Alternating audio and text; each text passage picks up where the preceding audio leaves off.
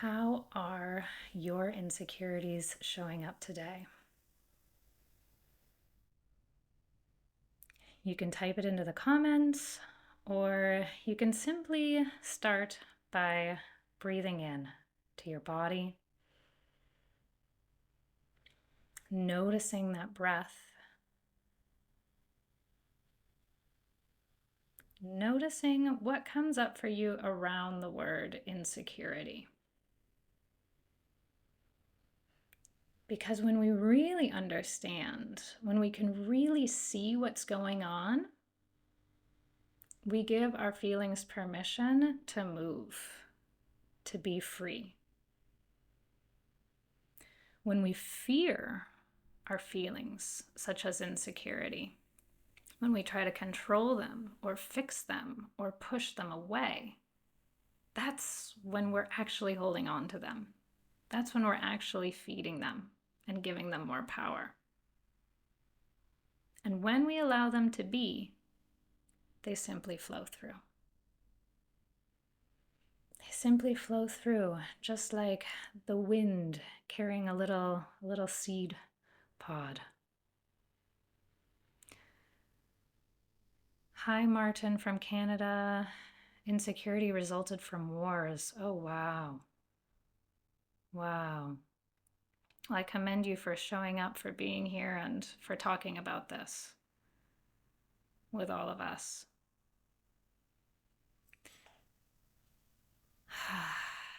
Insecurity. My insecurity resulted from inner wars in my mind.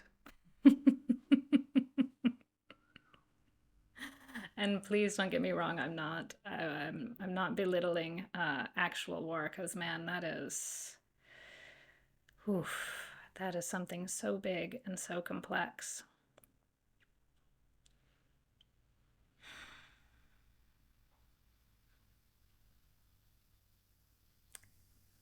And what I think is common with all of us, regardless of where our insecurity originated, the original source, is that they're now perpetuated by our thinking.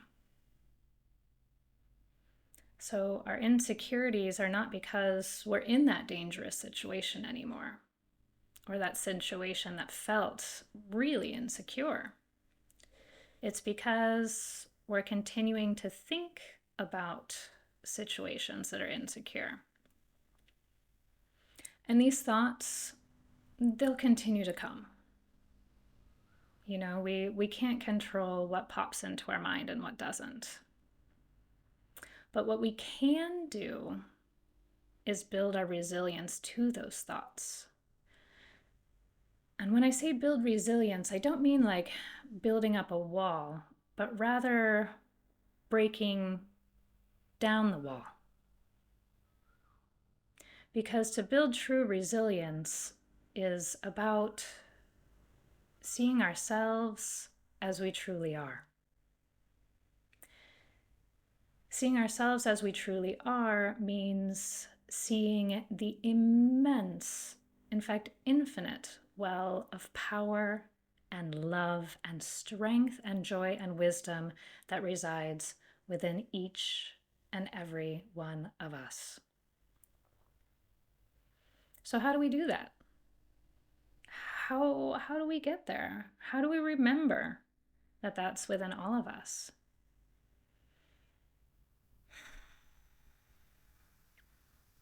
Resilience. I'm going to invite you to go there yourself. So breathing into your chest, maybe breathing into the whole body. Notice what comes up for you with the word resilience. What does resilience feel like? If you want, you can even close your eyes and imagine yourself as the most resilient self possible.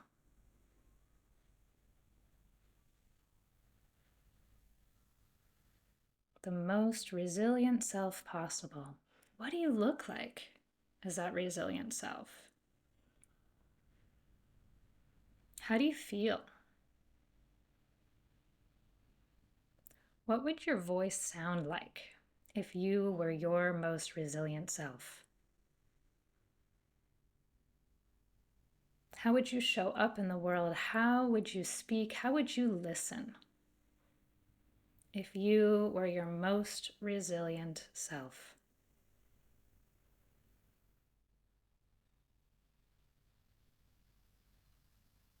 It's so important to do these little visualizations, to begin to imagine what things could look like and what things can feel like. Because we can only get there if we can imagine that that possibility exists. If we can tap into that feeling, it can guide us there like a light. In the background, we don't have to try, we don't need to seek it out every day or say, what can I do to get there? We can just tap in and say, okay, this is where I want to go. And trust that nature takes care of the rest.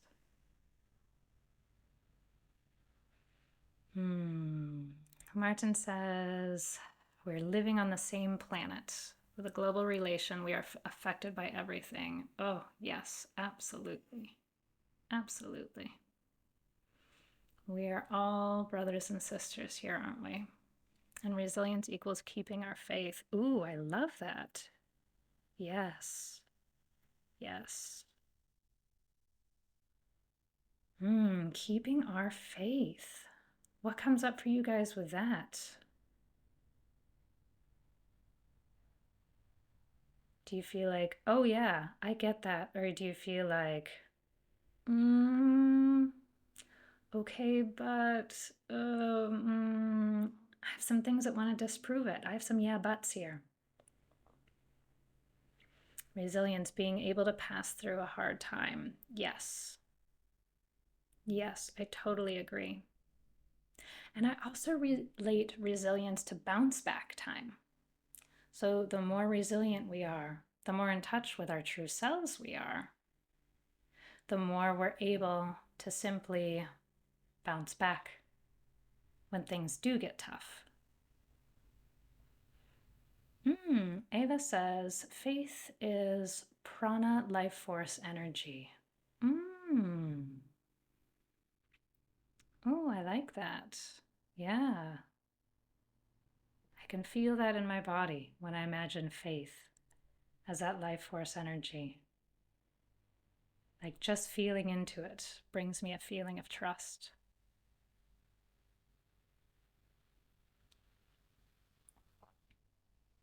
Great stuff.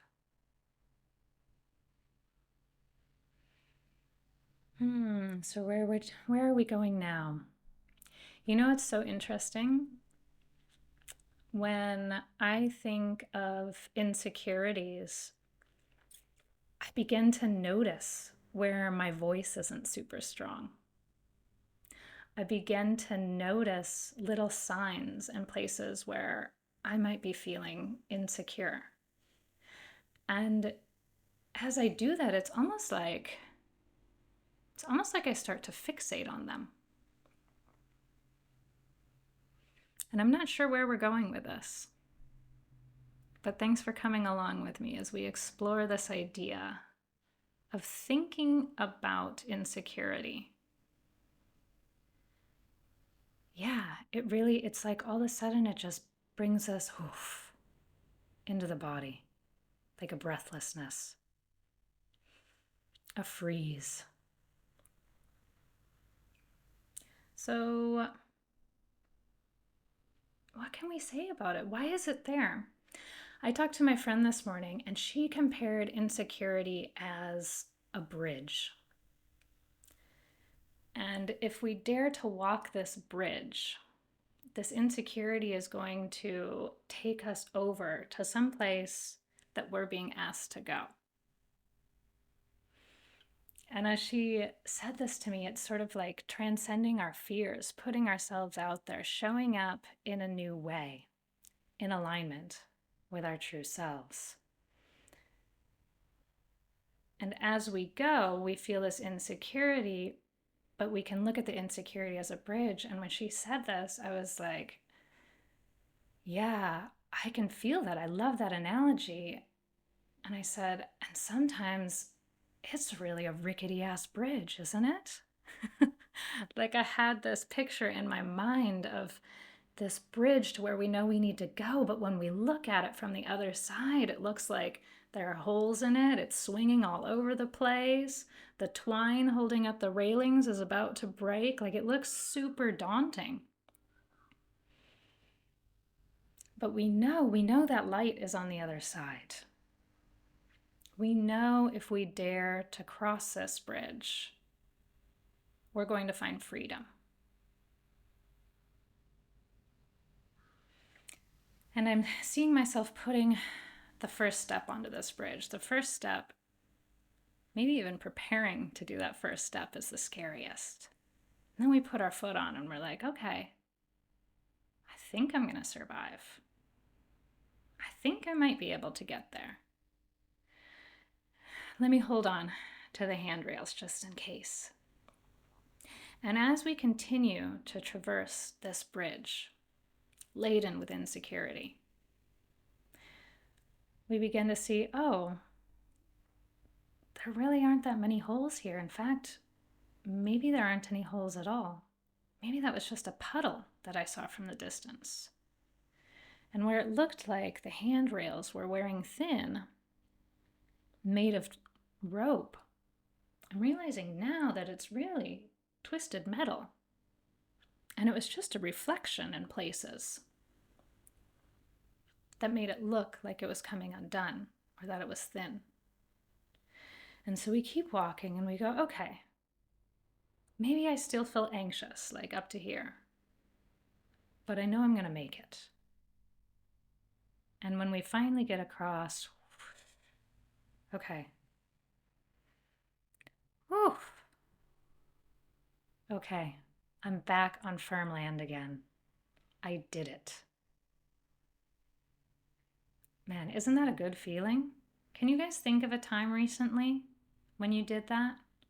When you crossed the bridge of insecurity? I'd love to hear about it. What comes up for you when I talk about that? And Gina mentioned before, resilience is facing and accepting reality instead of denial and distraction. Ooh, that's deep, Gina. Yeah, there's a healthy dose of truth. Ooh, truce and resilience. I'm sure both of those things are pertinent here. Truce. Yeah, coming to terms, shaking hands. Shaking hands with that fear and acceptance, facing it. And recognizing what's distraction and what's denial. Because sometimes,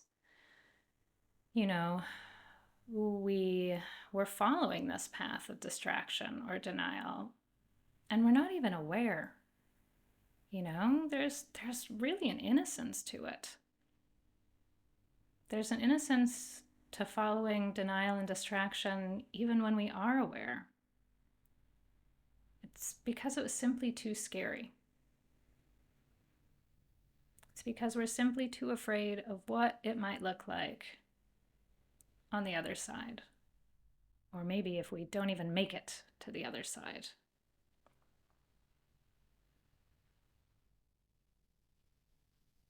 And Martin says it always depends on the type of bridge you have to cross. That's true. Can you say more about that, Martin? It always depends on the type of bridge you have to cross.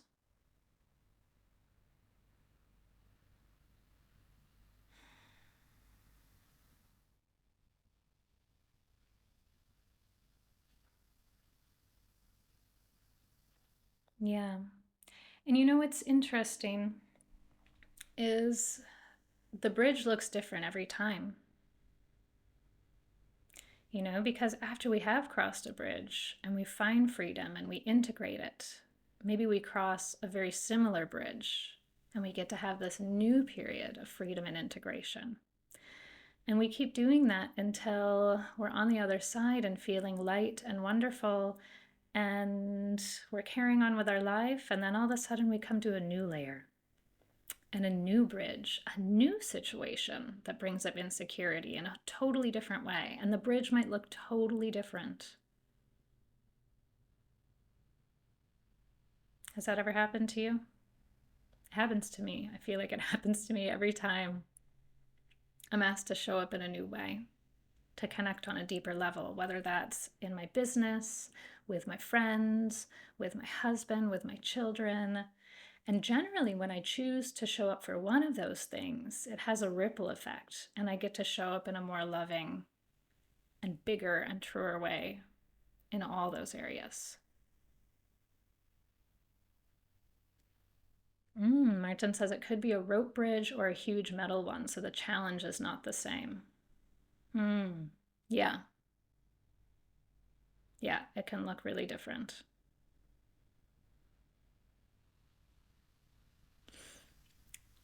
And I don't know about you, but I always find that once I get to the other side, all of a sudden I can see similarities between the old bridges. But not when I see it, not when I see it before I cross it. It's like not until I can get to the other side of that bridge of insecurity can I see how it was similar to some other ones. And I feel like sharing how the idea of insecurity came up for this topic in the first place, other than that fun conversation I had with my friend Nicole this morning. I last week gave a couple workshops at my daughter's school with a good friend of mine who's a parenting coach. And we were talking about interconnection. That's my piece, and how that brings you into being a greater parent. And she is an expert on emotional intelligence. So, we were sharing how all these things overlap, how working on self helps you be a better parent, and how working on being a better parent brings you more ease and grace and joy into your everyday. And this isn't like a radically new topic for me, I guess, in the sense that I was speaking directly about parenting, but the core is the same. It's a regular material, and it's stuff that I show up every week and talk about on Insight Timer. But going into my daughter's school and doing it in front of parents that I see quite often, and some of whom don't even know what I do for work, it felt like showing up with this level of vulnerability that was so raw and so intimidating. I was super surprised at how much insecurity came up around it. I was really surprised because I was like, I thought I already did this. But then, these funny little things can just bring it up in a new way. And also, I believe that last week was a week of collective healing around insecurity. As I've talked to clients, as I've talked to friends about it, and even in one of the newsletters I received this morning, last week was a very tumultuous time energetically. And so I think a lot of us have these insecurities coming up that were being triggered by something in day to day. But oftentimes, when we're triggered by something that comes up in our day to day, it can then bring up, I guess, old wounding or old pieces that need to still be released. So, for example, last week I was feeling very insecure about standing up in front of my daughter's school. And I also know that with that insecurity came with it some insecurities that I had from being a teenage girl in high school that had not yet been seen fully and wanted to come along for that ride and be seen. And what's so cool is I didn't see that teenage girl until just right now when I was talking about it. That's the beauty. when we go there, when we dare to explore and talk about these things. And I would love to give you the permission to do that in your life, with your loved ones, with your friends or acquaintances, because it is so liberating to be able to talk about our very human and very normal insecurities.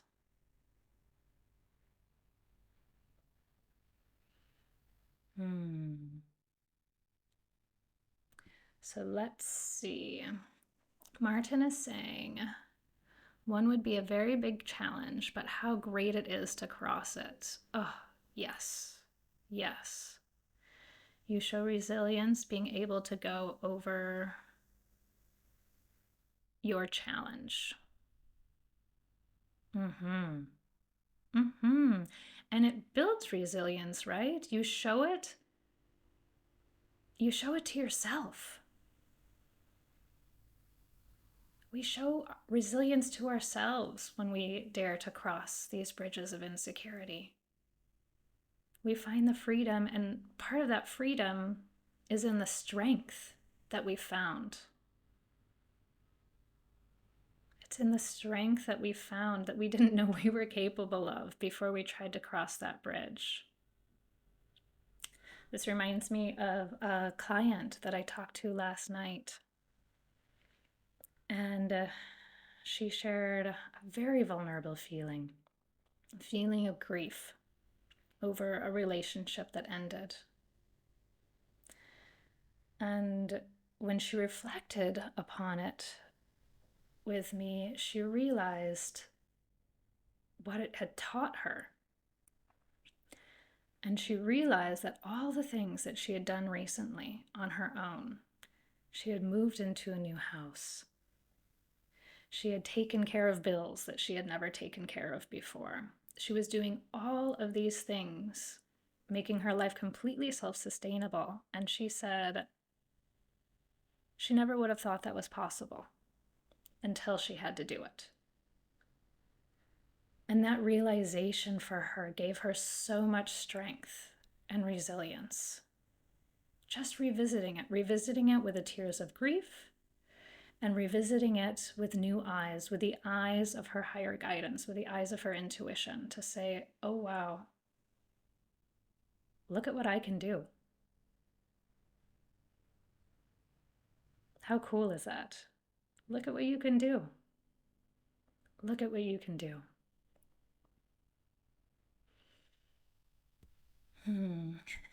Deanna says, it could be a rainbow bridge we cross with ease and grace if we vision it that way. Oh yeah, that's a great idea. Maybe we could use that for a visualization next. I like that.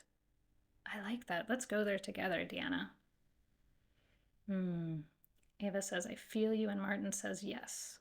Yes, yes, yes. Okay, let's go there then.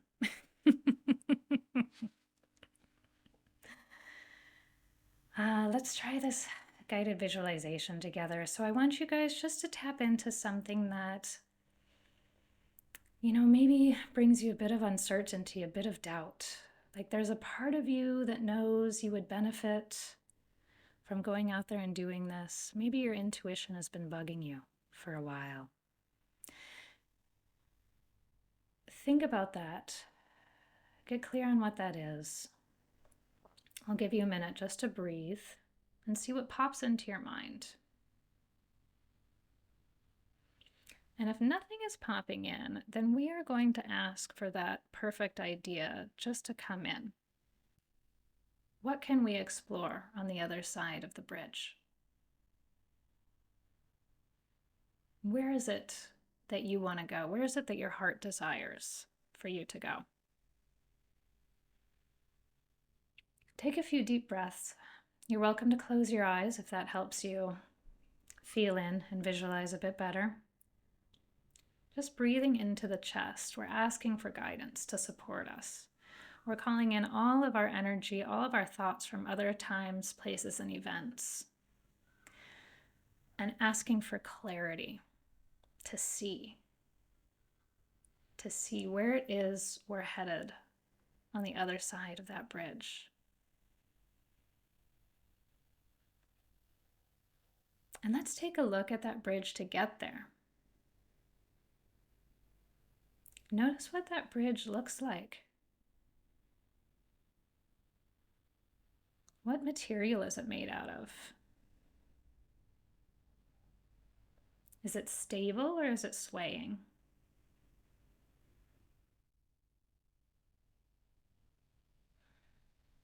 Does it feel light and easy, or does it feel daunting when you look at it? We're not trying to change it right now. We're just checking it out as it is.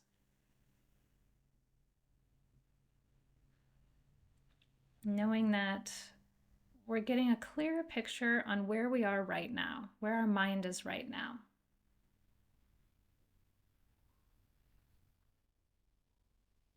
So just take a look at that bridge.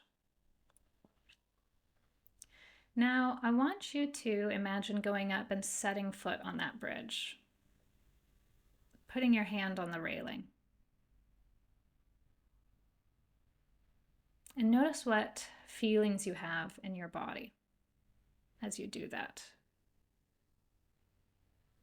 Really get clear on how this bridge feels. What thoughts are coming up? What doubts?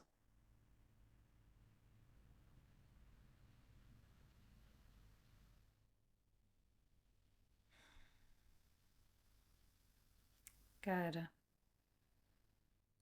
And notice if the bridge changes at all just by recognizing all of its details and all the details about how you're feeling towards it.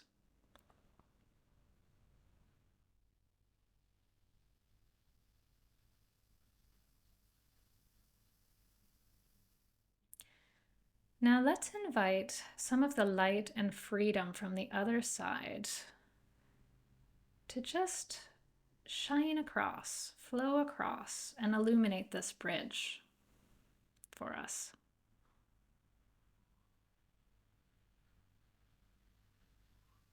What do you see now? How does it feel now? Just notice in your mind and in your body.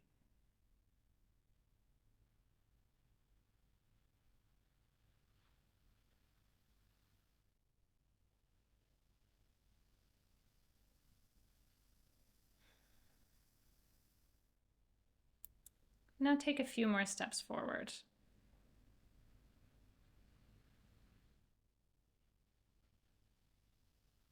And we're going to invite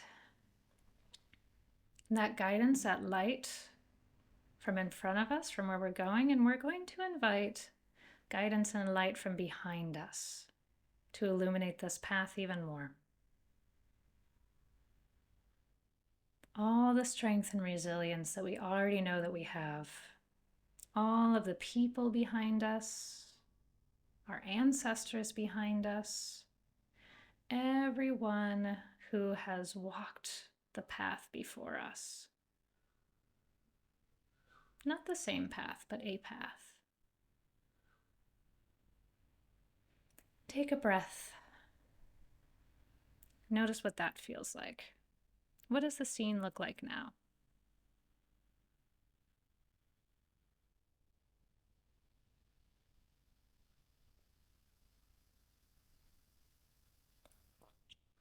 And now we're going to ask for some clarity, for some illumination from all around us, from a higher source.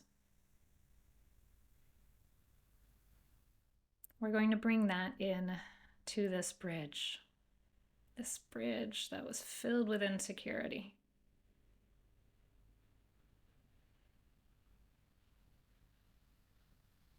And we ask that it be blessed as we continue to walk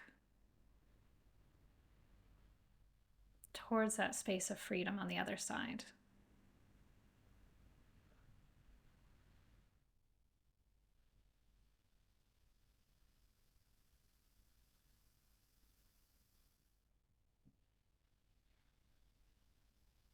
Keep breathing.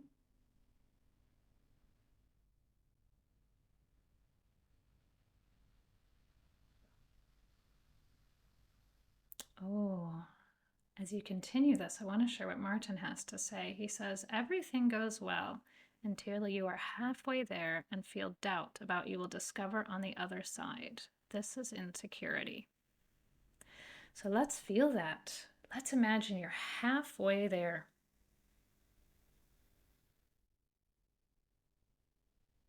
And we're just going to ask your intuition, what kind of support do you need right now to help you on your path?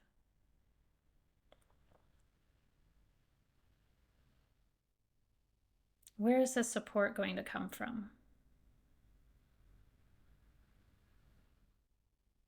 Where is the support going to lead you? And how is it going to lead you? Let your imagination go here. Whether it's physical sensations or words, thoughts, visuals. Where are you being led by your intuition right now?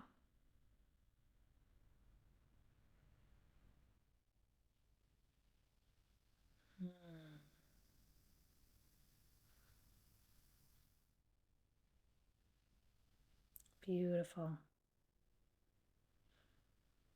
Now I want you to finish walking over that bridge. Notice again if there's any trepidation, any hesitation about taking those final steps, and pause if you need to. Pause and breathe, because every time we pause on this path, it's really about giving us the space that we need to process, giving us the calm and stillness and silence we need to release whatever it is that's coming up.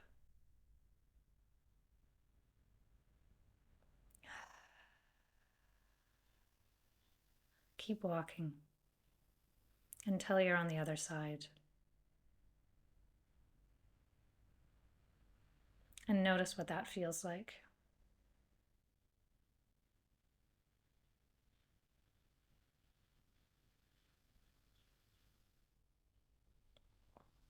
Breathe. Notice if there are any insecurities coming up still now that you're here. We don't need to push them away. We don't need to focus on them. We just need to go, oh, that's coming up. Oh, okay. I see you. Whatever it is you're feeling, just see it. And maybe even let it know that you see it.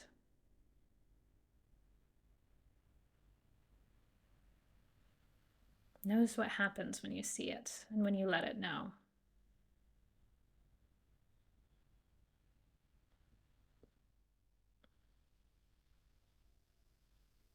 That's a beautiful technique in itself. Acknowledging the feelings, acknowledging what comes up.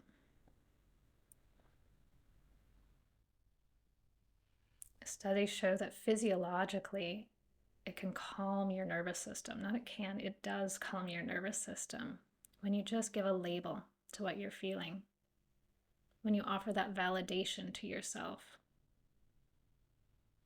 or to your child. That's where some of the studies come in too. When we validate our own or our child's feelings by just giving them a name, it allows our nervous system to calm. Maybe all the way or maybe slightly.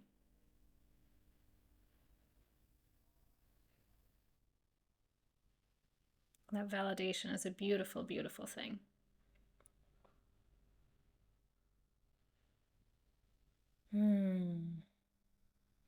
So take a few more breaths, open your eyes, and I'd love to hear what you experienced. What did you learn? What were your insights?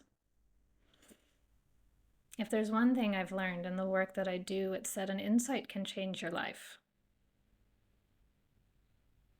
And it might not look like everything instantly changes around you the next day, but if your perspective can change on something, it can take the pressure or the edge or the worry or the insecurity off of a whole number of things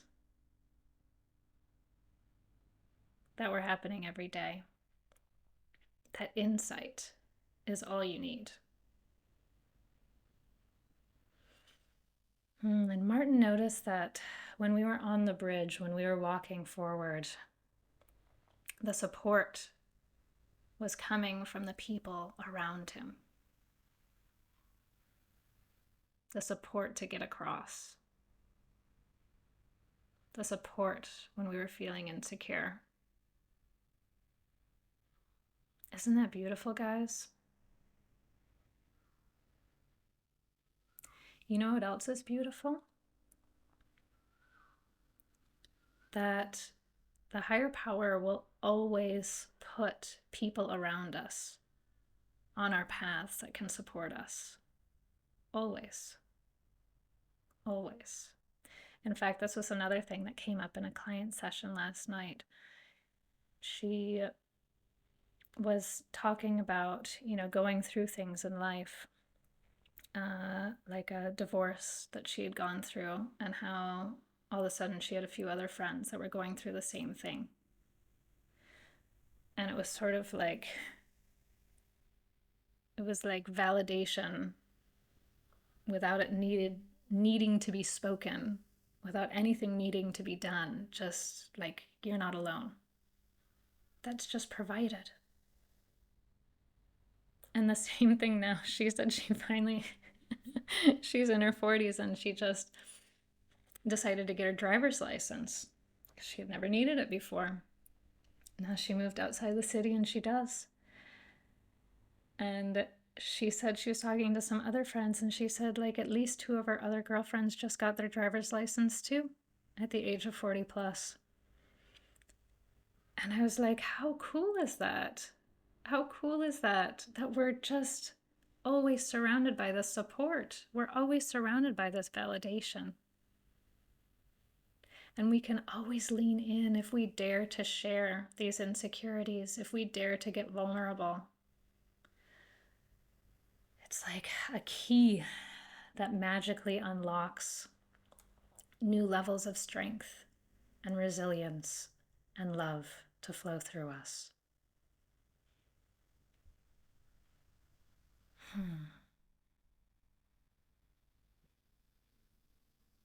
What did you guys hear in that? How can this relate to your day today? I'd love to hear any insights that you had. What are you seeing new for the first time? What are you seeing deeper? I'd love for you to share. I'd love to hear it. And not only for me, but I'd love for you to share with everyone else that's watching.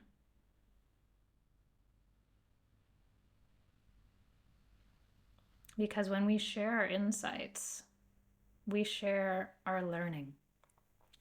When we share our personal stories, it goes way beyond a theory, learning a theory or an idea of, what good could look like. Because when we share our learning, we share how we processed it in our bodies. That true visceral understanding and knowing. And when we repeat it out loud, we can share that same knowing with other people. They get to feel it too. Perhaps without going through the struggle or strife that we went through before we had our insight. So please share. Kelly says she's feeling a vulnerability hangover a little today from sharing with family about my relationship.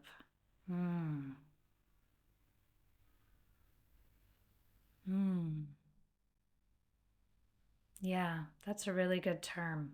I've never heard that before, but I like that, a vulnerability hangover.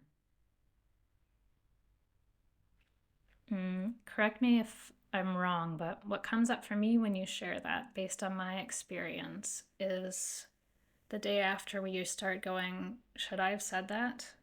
I'm not sure I got out of that what I was hoping to get out of that. I didn't feel the support that maybe I needed or wanted there. And now I'm worried about what that might look like. Yes. Yeah. Yeah. And this is a really good point. When we do get across that bridge, we're in this place of freedom, but that freedom is unknown. And there's fear and uncertainty. And so we look back at that bridge and we're like, should I really have crossed that? Did that really do me good? And I love that you shared that, Kelly. Thank you too. Because it's so important to notice these thoughts